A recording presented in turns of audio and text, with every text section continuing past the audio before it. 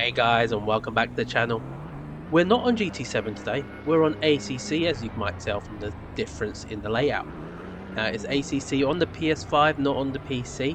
There's no LFM here, unfortunately, but we found an online lobby to try and see what this game is all about.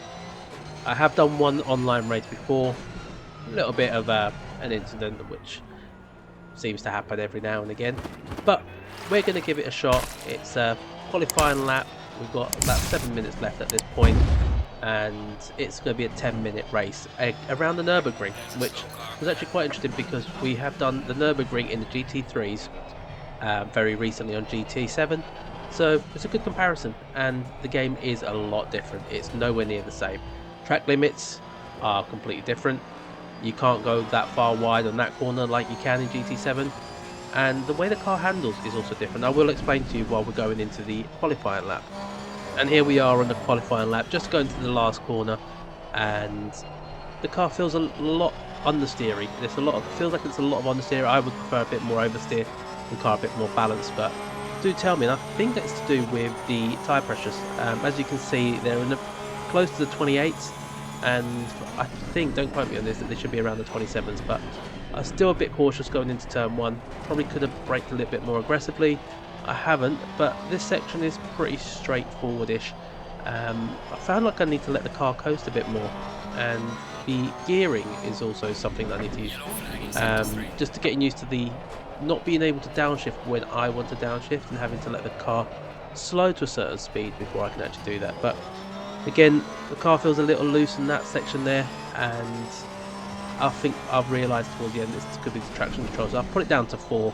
I might need to move it at some point down to 3, because I still need a little bit of it, because if I don't have it on, the car just doesn't have no control.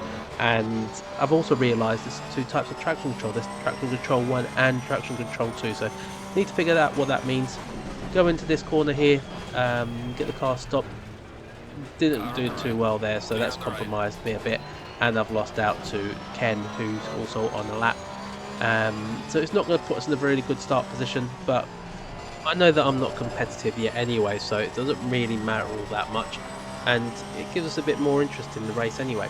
But as we go towards this final sector, I still want to get a feeler for where I could have potentially been. I'm cautious through this section, and let the car coast through here. Not a lot of acceleration, and I go wide there, so another thing I need to watch out for.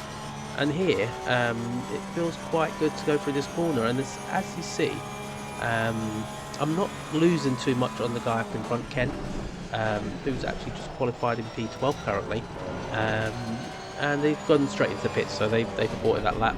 But I'm going to go to finish the lap, see what we can do. And there's a yellow flag, so I found there's a lot of yellow flags in the hot start straight, so, and this could be to do with what you're going to see now with, as you can see, qualifying P12, so that's not too bad, not the worst. Yellow flags could be because of this, so to go into the pits or into the menu, you have to stop the car. And there we go, there's the car up in front. And I've also realised that there's a voice chat in this. It's not something I'm used to in GT7, it was something in F1. Is people can hear what you're saying. So here we go into the race, and we're meant to be starting 12th, but we're going to start 13th on the grids, and this is because you then have to do a rolling start. Now the arrow is telling me that I need to go onto the left hand side to take up P12. A bit of chaos, which caught me off guard. Just wasn't expecting to see everyone going all over the place, ghosting, and by the end of it, we're still 13th, so not sure what's happened there, if people are out of position, but here we go, ready to start the race, 10 minutes at the Nürburgring, and we're staying on the left, and when we get onto the straight, we then also have to watch our speed, so we've got to keep under 43 miles per hour. If you go over this, you're going to get a penalty or a drive-through, so need to just be careful with this. And here we go, green lights are on, and we're going to try and go down into turn 1. Right behind the Typhoon, and I don't know why I'm sounding like a horse race commentator. I will try and go into more of a normal voice, but it's a bit of carnage. People have gone wide, and I've got to try and stay clean, which is probably a good thing because we started at the back. But we've now gained a few positions, and we're now P6, which I wasn't expecting. and keeping it, that can't be P6 because we're still about 6 and another few cars have gone wide. So that's the thing that doesn't actually change on ACC as quick as I would like. There's a bit of guessing on what position you're in, but we've had a collision with car number 9, so we both received a warning.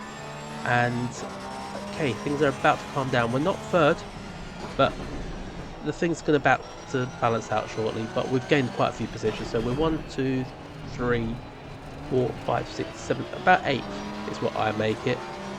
And as we move into the end of lap 1, we're in 8th position, and we just need to try and keep up with the lead pack, try and just get a bit of consistency, and just try and get more adapted to the game. So there is a yellow flag in the sector 2, and this one thing it does say, on the dash there, just behind the tyres, it does tell you which sector the yellow flag is in, which I think is quite a useful feature. But as we go in, you see there's a bit of chaos up ahead, and going around this bend towards the little Mercedes-Benz section, someone's crashed into each other. Look at these two, they've gone right out, and we've moved up into P6. So another thing that I found as well with the game, which did catch me off guard, is the day to night transition. You can see the sunset is pretty decent in this game. And another car, Andres has gone out wide. Keep an eye out on him, there's going to be a little bit of ding dongs in a bit. And coming out into this main straight, I've had a little bit of a wobble, so another thing that caught me off guard, but we got JR Ijin right behind, and they're going to make a bit of a dive bomb into turn 1. I do realise they're there, try to go for the switcheroo, and I've clattered into them. Now, it probably is my fault. I've took a bit of light damage, I've got a warning for collision, but it's one of those. Was it too much of a dive bomb, or was it probably my fault? Let me know. Here someone's got a 30-second stop go penalty, and I've cut the corner because I've seen someone go a bit wide. But we're P4 now. Because when we started 13th, we're up to 4th. And this yellow flag's out again. It's a double yellow, so I wasn't actually aware at the time it was a double yellow. And I don't know if that gives you more of a penalty if you don't respect the speed limits. But we go into turn 1 again, and we've got someone behind all over us, and that's Andres, the guy who went round earlier. Moving on towards the end of the race, we've got less than 2 minutes to go, and the double yellows are out again. Into sector 1, someone must be stopped there. I couldn't exactly figure out what. There are 2 guys in the pit, so unless it's the people in the pits and the game is telling me it's a yellow flag, maybe that's something that they need to look at over at the developers. But going into turn 1, I've seen the guys made the move. I've learned from my lesson before, and I've not gone into the back of them. So that's a win there.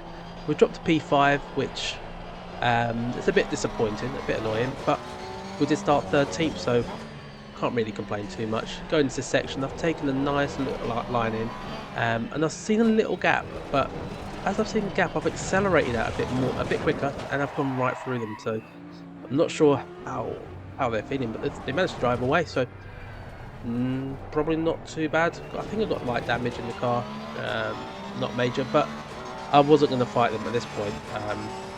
If it's my fault or not, you know, just let it be. Not worth fighting it, and I've kind of just let them go back ahead.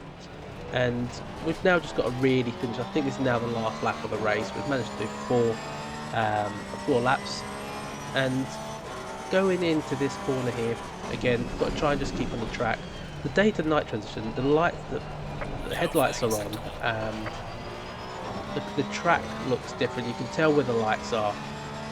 Something that I'm not fully used to in GT7, but it's a nice little welcome addition to have these day-night transitions, especially in an online lobby, which does show that the graphics are pretty decent on the console.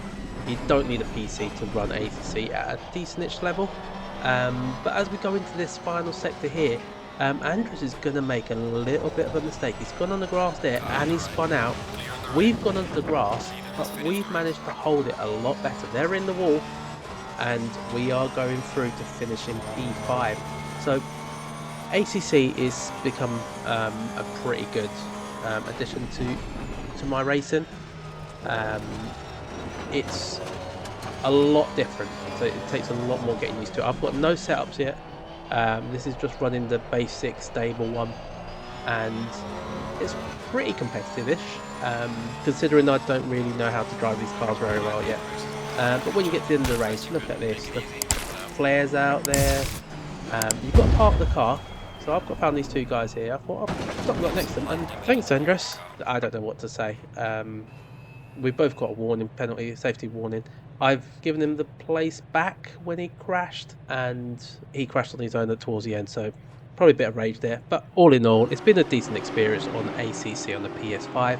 If you have enjoyed the content, please do like and subscribe to the channel, and I will catch you on the next video. See you later.